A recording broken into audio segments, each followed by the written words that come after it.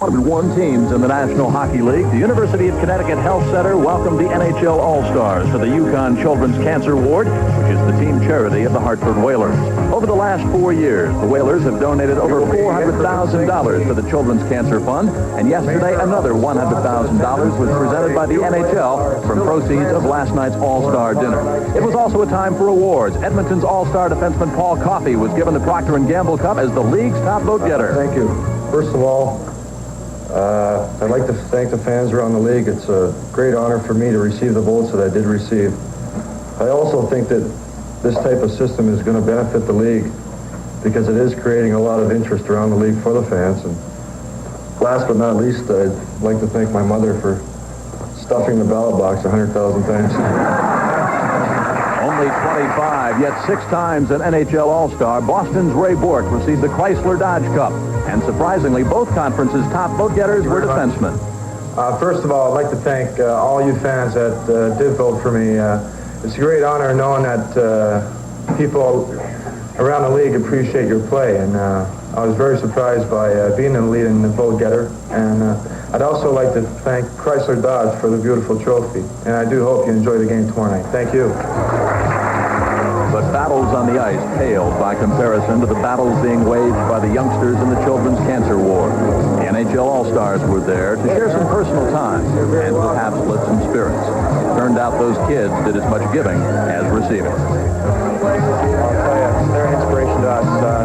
The battle that they're going through certainly makes the battles that we have on the ice pale in comparison. They're all wearing the jerseys and they've got a smile on their faces, and I tell you, they're lifting up our spirits. More than a hockey team is not merely a catchy phrase. It is a commitment from the Hartford Whalers to give back to the community, and that's what they and the NHL All-Stars did yesterday, not just in monetary terms, now over $500,000, but also in terms of time given, time spent, and a time to be treasured. Last night, the ice was cubed and the glasses chilled as over 1,500 jammed into the Civic Center to raise additional money for the Children's Cancer Fund. The event, like the game itself, long since sold out. And the dinner featured 2 since-retired NHL All-Stars as honorary captains, Gordie Howe and Phil Esposito. And, of course, the current All-Stars were on hand, too, along with NHL general managers and coaches league-wide. It was also a time to remember, as the fans across North America did, by voting the late Pelly Lindbergh an NHL All-Star jersey, which he would have worn tonight. I just wanted to say thank you, everybody, on behalf of Pelly, me, and the Lindbergh family. Thank you. There were also 2 Lester Patrick trophies awarded for outstanding lifetime hockey service. One to John McGinnis of Michigan Tech, as his wife accepted. The other to Jack Riley at Point. And the entertainment of the evening provided by some of Hollywood's biggest names. Hello, gardening friends. I'm John Dromgoole, and I'd like to... All hockey fans, even those who never saw him play. He is Mr. Hockey, number 9, Gordie Howe. He is simply regarded as hockey's greatest player ever. He simply is hockey's greatest scorer, with over 800 goals and over 1,800 points. This former member of the production line in Detroit was smooth and quick, but also rough and tough. People knew what kind of a force he was on the ice and how nasty he could be. And nobody wanted to test him. I remember one occasion when Bobby Miller ran into one of his sons, I think it was Marty Howe, and the next thing you know, we were scraping Bobby Miller off the ice with about a 10-stitch cut over his eye. Gordie was heading back to the bench, so I certainly gave him a lot of room.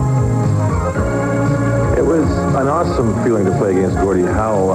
It's one of the few times I've been at a hockey game. Actually, I was coming off knee surgery, and we were playing a game. He was playing for the Hartford Whalers, and he scored a goal on me that game, and I think that's the only time in my whole career that I never felt bad when somebody had scored a goal. I was able to say, hey, listen, Gordie Howe scored on me. He was a great player. Howe's durability mark may never be touched. 26 years in hockey with 3 teams and 2 leagues. His number retired in Detroit and Hartford. Strength, grace, intelligence, all spell out Mr. Hockey, Gordie Howe, the honorary captain this year of the Clarence Campbell Conference in the All-Star game. And hello again, everyone. I'm Tom Mees with Mr. Hockey, number 9, Gordie Howe. Gordie, the ovation you received when you took the ice tonight, introduced as the honorary captain of the Wales Conference. You're telling me you never get used to that kind of adulation from the crowd. No, I never will anyway. And I felt perfectly healthy till I got out here, and then when that happened, I'm nervous over again. And but I think I was a little concerned. You know, sometimes when you get my age in particular, and then the excitement, and you feel awkward, especially the way the kids out there are skating tonight. And then, but I would say what we're really representing, and what you've seen in a lot of all-star games and other sports, is the present is there, because that's the game. And then Phil and I represented the past. He was much older than I am, so so we represent the past, and then we brought the young guy out to represent the future, which is a boost to all kids. Anybody can make it as long as they fall in love with the game, willing to work at it. Gordy, of course, your long career is history, 26 years. You played in an all-star game at age 51. When you see a rookie like Wendell Clark getting his first taste, what goes through your mind?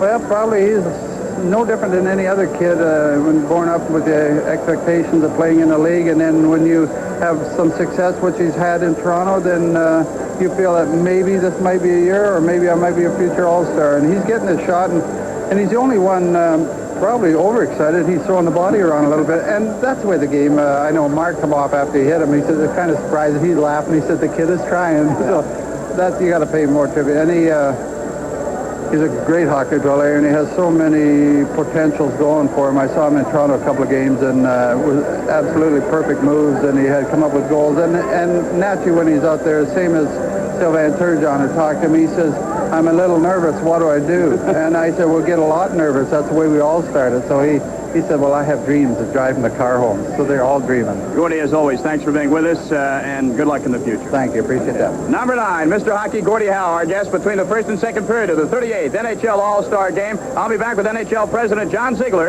in a moment.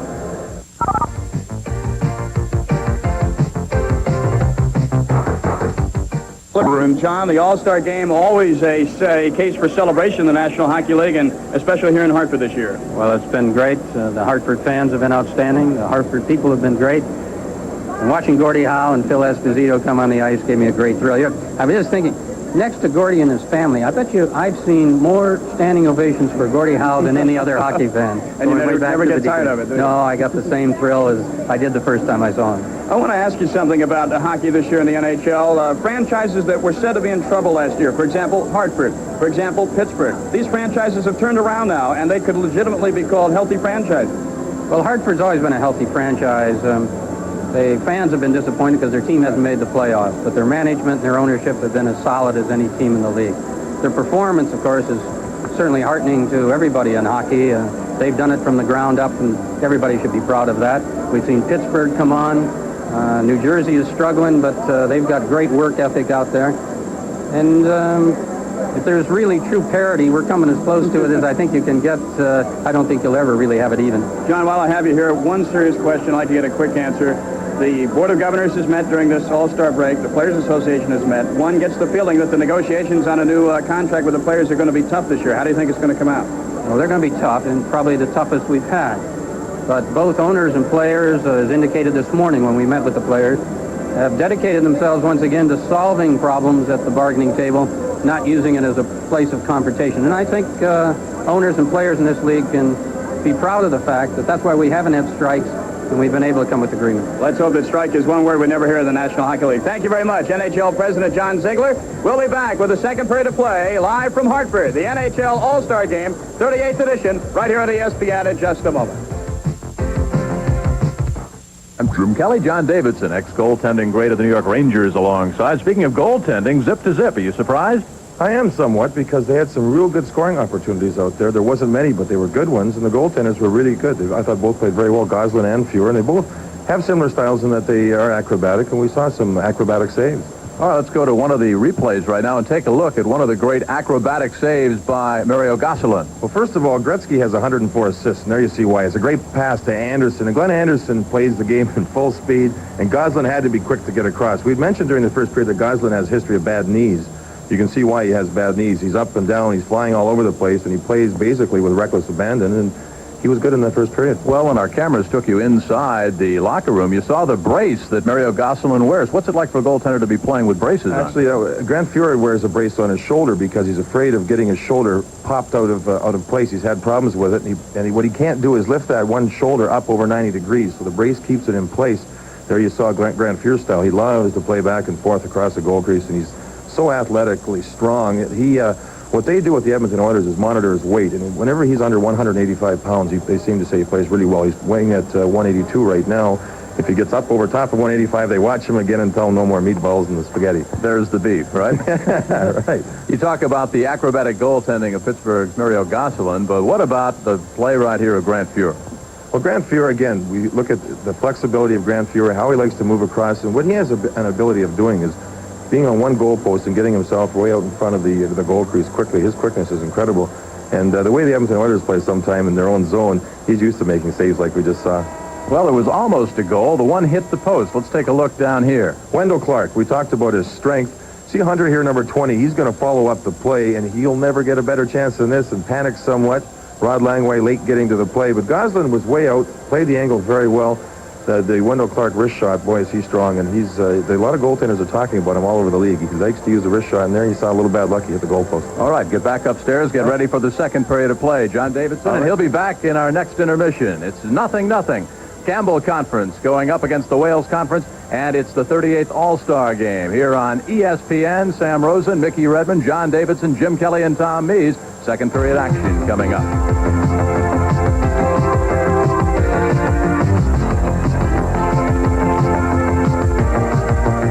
You're watching the best in the National Hockey League in action in Hartford in the 38th National Hockey League All-Star Game.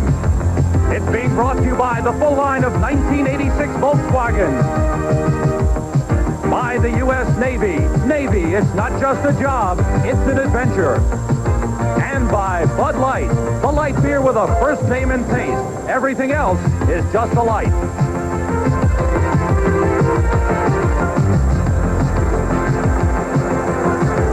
We are just about set to start the second period here at the Hartford Civic Center. There is no score, as you saw in the highlights.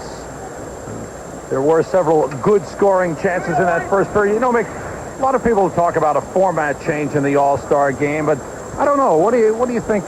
Could they really adapt a format change that might bring more interest or more excitement to the game? I think right now it's basically a showcase, and perhaps the fans understand that, right?